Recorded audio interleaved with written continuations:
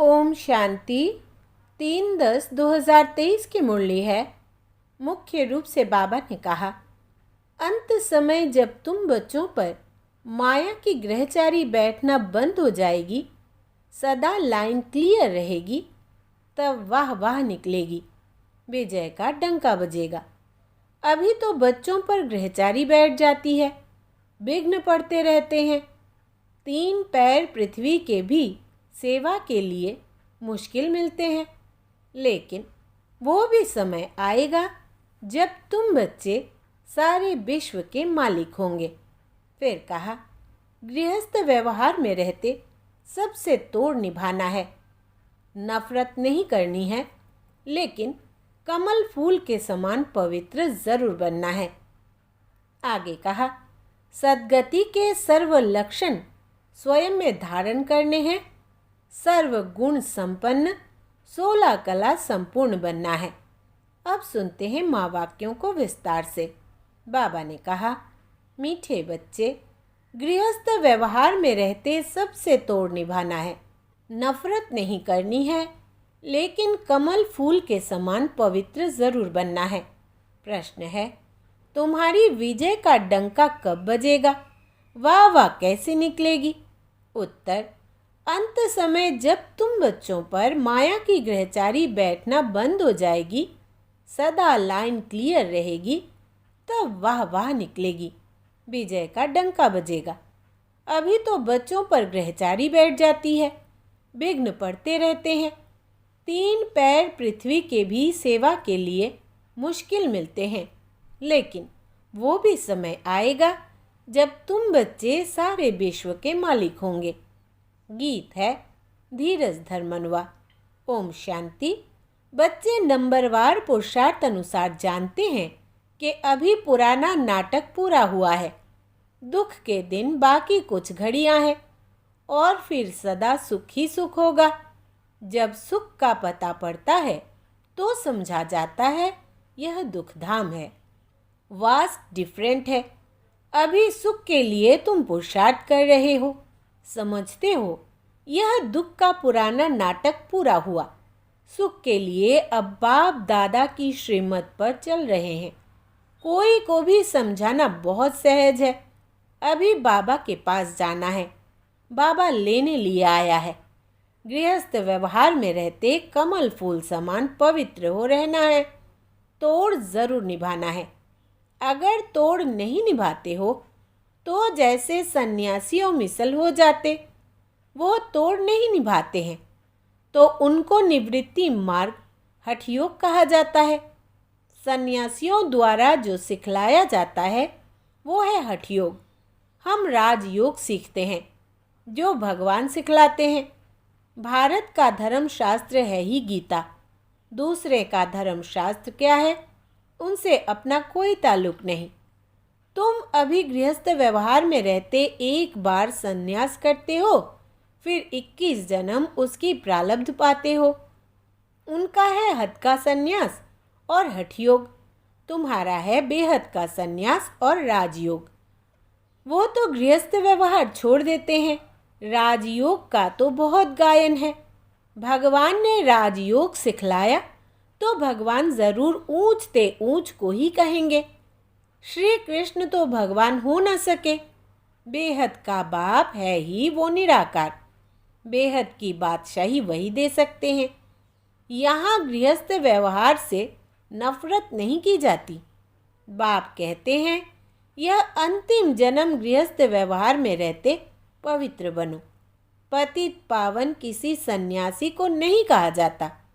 सन्यासी खुद भी गाते हैं पतित पावन, उनको याद करते हैं, वो भी पावन दुनिया चाहते हैं, परंतु यह नहीं जानते कि वो दुनिया ही एक और है। जबकि वो गृहस्थ व्यवहार में ही नहीं है तो देवताओं को भी नहीं मानेंगे। वो कभी राजयोग सिखला न सके, ना बाप कभी हठयोग सिखला सकते, ना सन्यासी कभी राजयोग सिखला सकते। यह समझने की बात है। अभी दिल्ली में वर्ल्ड कॉन्फ्रेंस होती है, उनको समझाना है, लिखत में सभी को देना है। वहाँ तो मतभेद हो जाता है, लिखत में होगा तो सभी समझ जाएंगे उन्हों का उद्देश्य क्या है। अभी तुम समझते हो, हम हैं ब्राह्मण कुल के, हम शूद्र कुल के मेंबर कैसे बन सकते हैं? व विकारी कुल में हम अपने को कैसे रजिस्टर कर सकते हैं? इसलिए ना कर देते। हम हैं आस्तिक, वो है नास्तिक। वो है ईश्वर को न मानने वाले, हम है ईश्वर से योग रखने वाले। मतभेद हो जाता है, समझाया जाता है। जो बाप को नहीं जानते वो नास्तिक है, तो बाप ही आ करके आस्तिक बनाएंगे। बाप का बनने से बाप का वर्षा मिल जाता है। यह बड़ी गुह्य बातें हैं। पहले पहले तो बुद्धि में यह बिठाना है कि गीता का भगवान परम पिता परमात्मा है। उसने ही आदि सनातन देवी देवता धर्म स्थापन किया। भारत का देवी देवता धर्म ही मुख्य है। भारत खंड का कोई तो धर्म चाहिए ना। अपने धर्म को भूल गए हैं। यह भी तुम जानते हो कि ड्रामा अनुसार भारतवासियों को अपना धर्म भूल जाना है, तब तो फिर बाप आकर के स्थापन करे, नहीं तो फिर बाप आए कैसे? कहते हैं जब जब देवी देवता धर्म प्राय लोप हो जाता है तब मैं आता हूँ। प्राय लोप जरूर होना ही है। कहते हैं ना, बैल की एक टांग टूट गई है, बाकी 3 टांग पर खड़ा है, तो मुख्य है ही 4 धर्म। अभी देवता धर्म की टांग टूट पड़ी है, यानी वो धर्म गुम हो गया है। इसलिए बड़ के झाड़ का मिसाल देते हैं कि इसका फाउंडेशन सड़ गया है, बाकी टाल टालियाँ कितनी खड़ी है, तो इनमें भी फाउंडेशन देवता धर्म है ही नहीं। बाकी सारी दुनिया में मठ पंथ आदि कितने हैं? तुम्हारी बुद्धि में अभी सारी रोशनी है। बाप कहते हैं तुम बच्चे इस ड्रामा को जान गए हो। अब यह सारा झाड़ पुराना हो गया है। कलयुग के बाद सतयुग जरूर आना है। चक्र को फिरना जरूर है। बुद्धि में यह रखना है। अब नाटक पूरा हुआ है, हम जा रहे हैं। चलते फिरते उठते बैठते भी याद रहे, अब हमको वापिस जाना है। मन मना भव मध्याजी भव का भी यही अर्थ है। कोई भी बड़ी सभा में भाषण आदि करना है तो यही समझाना है। परमपिता परमात्मा फिर से कहते हैं कि हे बच्चे, देह सहित देह के सब धर्म त्याग, अपने को आत्मा समझ बाप को याद करो तो पाप खत्म होंगे। मैं तुमको राजयोग सिखलाता हूँ। गृहस्थ व्यवहार में रहते कमल फूल समान बन मुझे याद करो, पवित्र रहो, नॉलेज को धारण करो। अभी सब दुर्गति में है। सतयुग में देवता इस सदगति में थे, फिर बाप ही आकर सदगति करते हैं। सर्वगुण संपन्न 16 कला संपूर्ण, यह है सदगति के लक्षण। यह कौन देते हैं? बाप। उनके फिर लक्षण क्या है? वो ज्ञान का सागर है, आनंद का सागर है। उनकी महिमा बिल्कुल अलग है। ऐसे नहीं कि सब एक ही है। एक बाप के बच्चे सभी आत्माएं हैं, प्रजापिता के ही औलाद होते हैं। अब नई रचना रची जाती है। प्रजापिता की औलाद तो सब है, परंतु वे लोग इन बातों को जानते नहीं। ब्राह्मण वर्ण है सबसे ऊंच। भारत के ही वर्ण गाए जाते हैं। 84 जन्म लेने में इन वर्णों से पास करना होता है। ब्राह्मण वर्ण है ही संगम युग पर। तुम बच्चे अभी स्वीट साइलेंस में रहते हो। यह साइलेंस सबसे अच्छी है। वास्तव में शांति का हार तो गले में पड़ा हुआ है। चाहते तो सब है शांति घर में जाए, परंतु यह रास्ता कौन बताए? शांति के सागर के सिवाय तो कोई बता न सके। टाइटल अच्छा दिया हुआ है, शांति का सागर, ज्ञान का सागर। श्री कृष्ण तो स्वर्ग का प्रिंस है। वो है मनुष्य सृष्टि का बीज रूप। कितना रात दिन का फर्क है। कृष्ण को सृष्टि का बीज कह नहीं सकते। सर्वव्यापी का ज्ञान तो ठहर न सके। बाप की महिमा अपनी है। वो सदैव पूज्य है, कभी पुजारी नहीं बनता। ऊपर से पहले जो आते हैं वो पूज्य से पुजारी बनते हैं। पॉइंट्स तो ढेर समझाई जाती है, एग्जीबिशन में कितने आते हैं, परंतु कोटों में कोई ही निकलते हैं, क्योंकि मंजिल बड़ी भारी है। प्रजा तो ढेर बनती रहेगी। माला में आने वाले दाने कोटों में कोई ही निकलते हैं। नारद का भी मिसाल है। उनको कहा, तुम अपनी शक्ल देखो, लक्ष्मी को वरने लायक हो। प्रजा तो बहुत बननी है। राजा फिर भी राजा है। एक एक राजा को लाखों प्रजा रहती है। पुरुषार्थ तो ऊंच करना चाहिए। राजाओं में भी कोई बड़ा राजा, कोई छोटा राजा है। भारत में कितने राजाएं हैं। सतयुग में भी बहुत महाराजाएं होते हैं। यह सतयुग से लेकर चला आया है। महाराजाओं को बहुत प्रॉपर्टी होती है, राजाओं को कम। यह है श्री लक्ष्मी नारायण बनने की नॉलेज। उसके लिए ही पुरुषार्थ चलता है।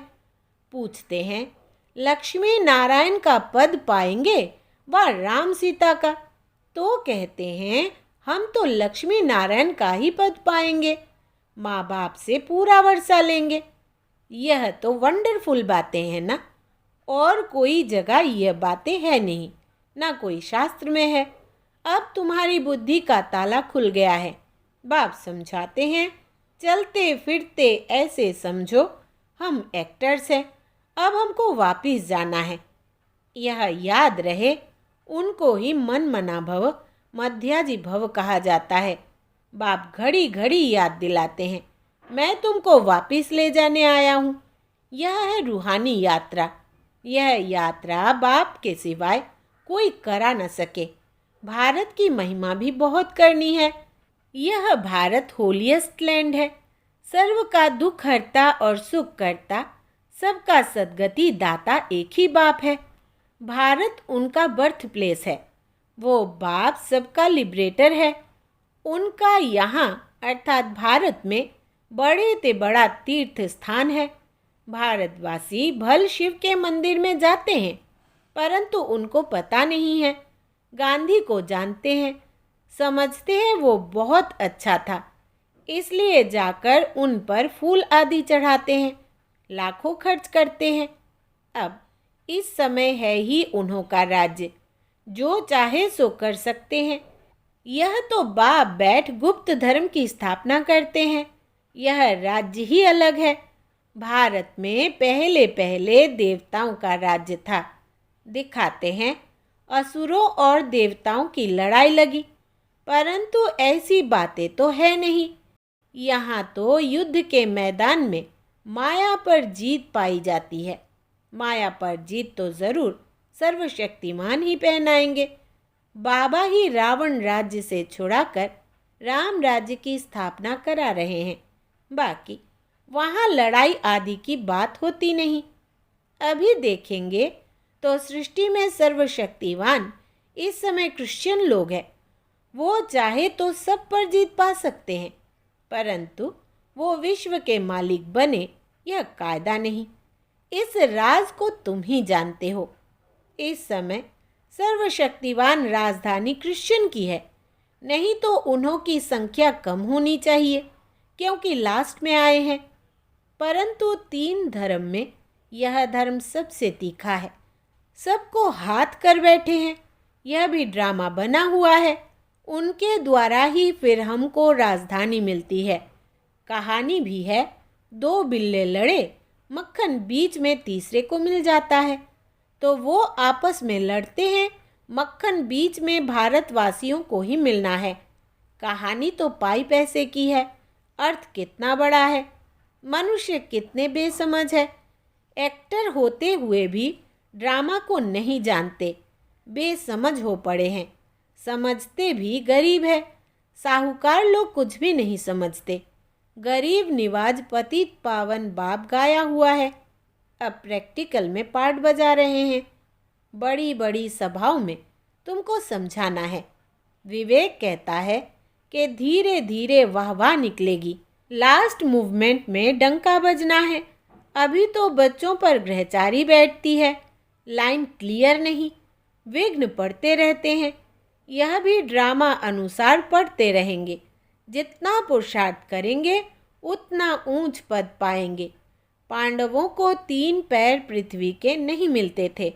अभी का यह गायन है, परंतु यह किसको पता नहीं है कि वही फिर प्रैक्टिकल में विश्व के मालिक बने।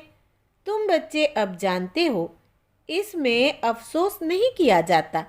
कल्प पहले भी ऐसे हुआ था। ड्रामा के पट्टे पर खड़ा रहना चाहिए, हिलना नहीं चाहिए। अब नाटक पूरा होता है, चलते हैं सुखधाम। पढ़ाई ऐसी पढ़नी है जो ऊंच पद पा लेवे। अच्छा, मीठे मीठे सिकिलधे बच्चों प्रति माता पिता बाप दादा का याद प्यार और गुड मॉर्निंग। रूहानी बाप की रूहानी बच्चों को नमस्ते, और हम रूहानी बच्चों की रूहानी बाप दादा को याद प्यार, गुड मॉर्निंग और नमस्ते बाबा नमस्ते। दाना के लिए मुख्य सार। पहला, चलते फिरते अपने को एक्टर समझना है। ड्रामा के पट्टे पर अचल रहना है। बुद्धि में रहे कि अभी हम वापस घर जाते हैं, हम यात्रा पर हैं। दूसरा, सद्गति के सर्व लक्षण स्वयं में धारण करने हैं। सर्वगुण संपन्न 16 कला संपूर्ण बनना है। वरदान है आज का, संगम युग पर श्रेष्ठ मत द्वारा श्रेष्ठ गति को प्राप्त करने वाले प्रत्यक्ष फल के अधिकारी भव। विस्तार है, संगम युग पर श्रेष्ठ मत के आधार पर जो श्रेष्ठ कर्म करते हो उसका प्रत्यक्ष फल अर्थात सफलता अभी ही प्राप्त होती है। इसलिए कहते हैं, जैसी मत वैसी गत। वो लोग समझते हैं मरने के बाद गति मिलेगी, लेकिन आप बच्चों को इस अंतिम मर्जीवा जन्म में हर कर्म की सफलता का फल अर्थात गति प्राप्त होने का वरदान मिला हुआ है। आप भविष्य की इंतज़ार में नहीं रहते, अभी अभी करते और अभी अभी प्राप्ति का अधिकार मिल जाता। इसको ही कहते हैं रचयिता का रचना से सच्चा प्यार। स्लोगन है, दृढ़ संकल्प से हर कदम में बाप को फॉलो करने वाले ही संपन्न बनते हैं। दृढ़ संकल्प से हर कदम में बाप को फॉलो करने वाले ही संपन्न बनते हैं। अच्छा, ओम शांति।